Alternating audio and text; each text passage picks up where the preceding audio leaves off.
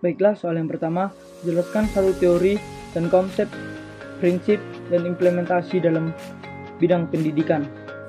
Baiklah, teori yang saya ambil itu ialah teori umpan balik atau feedback. Teori umpan balik ini adalah konsep yang menyoroti pentingnya memberikan umpan balik sebagai alat untuk meningkatkan kinerja atau hasil suatu tindakan. Dalam konteks ini, teori ini berfokus pada memberikan respon atau informasi kepada siswa tentang pembelajaran mereka. Konsep teori umpan balik menganggap bahwa umpan balik adalah instrumen penting untuk membantu individu memahami sejauh mana mereka telah mencapai tujuan mereka dan bagaimana mereka dapat memperbaiki kinerja mereka. Umpan balik adalah informasi yang diberikan kepada seseorang mengenai tindakan atau hasilnya. Baik, dengan prinsip utama dalam teori umpan balik adalah memberikan umpan balik yang jelas, relevan, dan konstruktif. Umpan balik harus memberikan panduan tentang apa yang telah dilakukan dengan baik dan mana perbaikan yang harus diperlukan. Selain itu, umpan balik harus disampaikan dengan cara mendukung dan memotivasi individu untuk belajar dan berkembang. Implementasinya apa? Implementasi dalam konteks pendidikan, guru dan instruksi berperan penting dalam memberikan umpan balik kepada siswa. Umpan balik dapat memberikan melalui komentar tertulis pada tugas, diskusi lisan, penelitian format, atau metode-metode lainnya. Penting untuk mencapai lingkup di mana siswa merasa nyaman menerima umpan balik, menerima feedback yang baik, dan menggunakan untuk meningkatkan kinerja daripada mereka. Dengan menerapkan teori umpan balik dalam pendidikan, guru dapat membantu siswa memahami kekuatan dan kelemahan mereka, merencanakan tindakan perbaikan, dan mencapai tujuan pembelajaran dengan baik dan efektif. Umpan balik yang efektif membantu memotivasi siswa, meningkatkan kualitas pembelajaran, dan menciptakan siklus yang berkelanjutan untuk pembelajaran pribadi daripada mereka tersebut. 2. Jelaskan konsep dan komponen-komponen sistem dengan mengikut sertakan satu contoh sistem. Sistem adalah suatu kumpulan elemen atau komponen yang saling berinteraksi untuk mencapai tujuan tertentu. Komponen-komponen yang utama dalam sebuah sistem adalah yang pertama yaitu input atau disebut dengan masukan. Bagian dari sistem yang menerima data atau informasi dari lingkungan eksternal. Ini adalah apa yang masuk dalam sistem. Dan yang kedua yaitu proses. Bagian dari sistem yang melakukan meliputi atau transformasi terhadap input untuk menghasilkan output. Proses ini meliputkan komponen-komponen dalam sistem yang bekerja sama untuk mencapai tujuan sistem. Dan yang ketiga itu output atau keluaran. Bagian dari sistem yang menghasilkan hasil atau output setelah proses selesai. Output ini adalah apa yang dikeluarkan oleh sistem ke lingkungan eksternal. Umpan balik atau feedback, komunikasi dari output kembali kepada input untuk menginformasikan sistem tentang sejauh mana tujuan telah tercapai.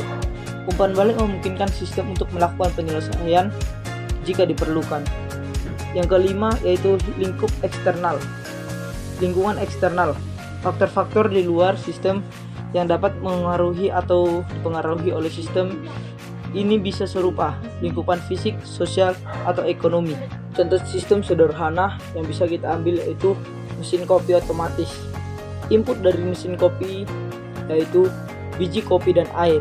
Prosesnya, mesin tersebut menggiling biji kopi, mencampurkan dengan air panas, dan menghasilkan kopi yang siap saji. Outputnya, gelas kopi yang siap diminum. Umpan balik, sensor suhu mungkin digunakan untuk memastikan suhu kopi yang dihasilkan sesuai dengan presensinya penggunaan. Jika terlalu panas atau terlalu dingin, mesin dapat menyesuaikan suhunya. Lingkungan eksternal, faktor-faktor seperti kualitas biji kopi, kondisi air, dan preferensi rasa penggunaan dapat mempengaruhi hasil kopi. Akhir kopi. Dalam contoh ini, mesin kopi otomatis adalah sebuah sistem yang menerima input, memproses, menghasilkan output, dan bahkan memiliki umpan balik untuk menghasilkan kopi yang memenuhi harapan penggunaan. Yang ketiga, jelaskan konsep, tujuan, dan aksioma teori sistem. Teori sistem adalah pendekatan yang digunakan untuk memahami dan menganalisis sistem. Ini meliputkan pemahaman konsep, tujuan, dan aksionoma sebagai dasar teori sistem. Konsep teori sistem.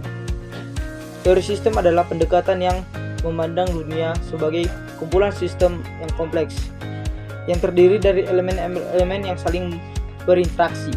Konsep dasar dalam teori sistem adalah pemahaman bahwa segala sesuatu dalam alam semesta ini dapat dilihat sebagai sistem, terdiri dalam komponen yang terhubung satu sama lain.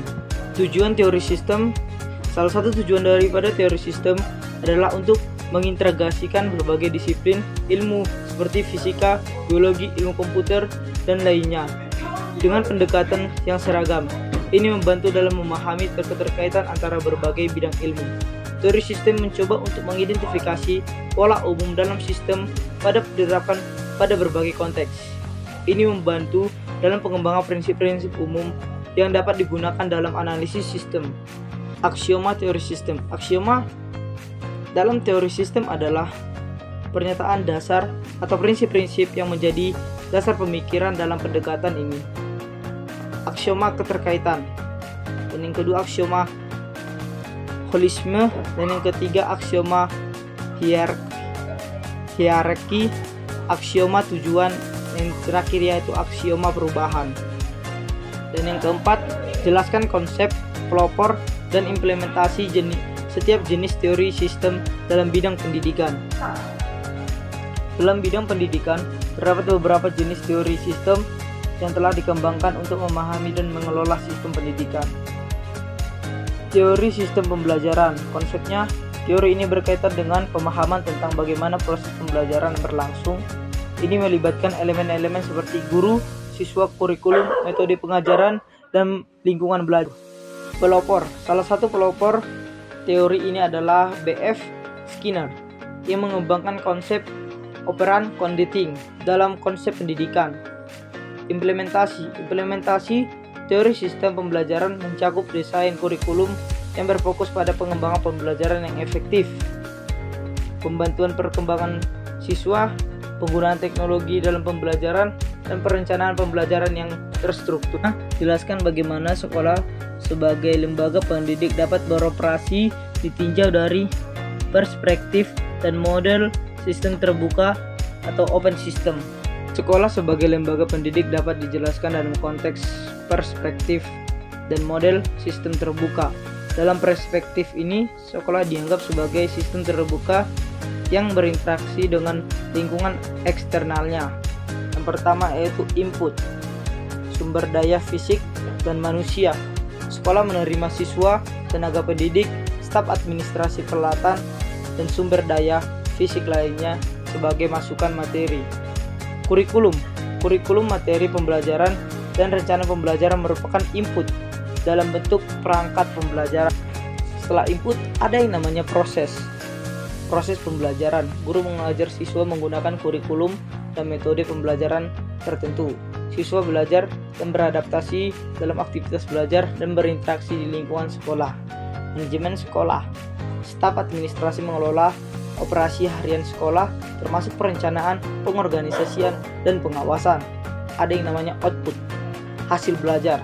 Output utama adalah apa yang siswa pelajari dan capai selama masa pembelajaran di sekolah.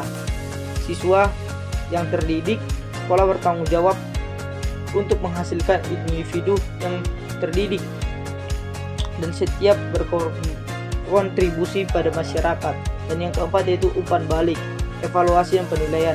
Hasil evaluasi dan penilaian digunakan untuk memberikan umpan balik tentang efektivitas pembelajaran, kemajuan siswa, dan perbaikan dan memungkinkan diperlukan.